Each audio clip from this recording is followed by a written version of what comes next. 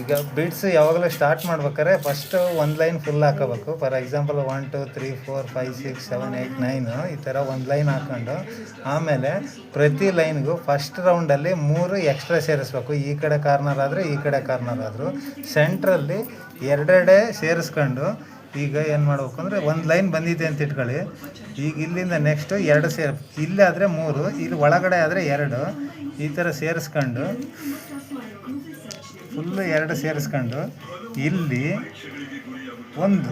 ಇದರಲ್ಲಿ ಒಂದು ಸೇರಿಸ್ಬೇಕು ಮತ್ತು ಇಲ್ಲೊಂದು ಸೇರಿಸ್ಕೊಂಡು ಒಂದು ರೌಂಡ್ ಆದರೆ ಈ ಥರ ಒಂದು ರೌಂಡ್ ಮಾಡ್ಕೊಂತ ಹೋಗ್ಬೋದು ಅಷ್ಟೇ. ಬೋಲ್ಟ್ ಮಾಡಿ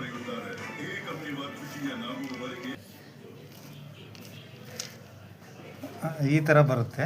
ಮತ್ತು ಇಲ್ಲಿಂದ ಮತ್ತೆ ಇಲ್ಲಿಗೆ ಹಾಕೋಬೇಕು. ಇಲ್ಲೇ ಒಂದೊಂದು ರೌಂಡ್ ಹಾಕಂತ ಬರಬೇಕು.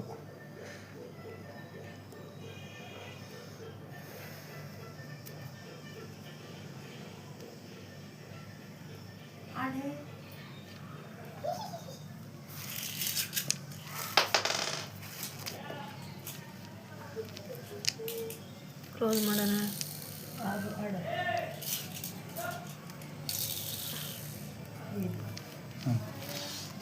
ಈ ಥರ ಆದರೆ ಒಂದು ರೌಂಡ್ ಬರುತ್ತೆ. ಮತ್ತೆ ಇಲ್ಲಿಂದ ಇಲ್ಲಿಗೆ ತಗೊಂಡು ಇಲ್ಲಿ 2 ಸೇರಿಸ್ಕೊಂಡು ಮತ್ತೆ ಇಲ್ಲೊಂದು ರೌಂಡ್ ಹಾಕ್ಬೇಕು ಅಷ್ಟೇ.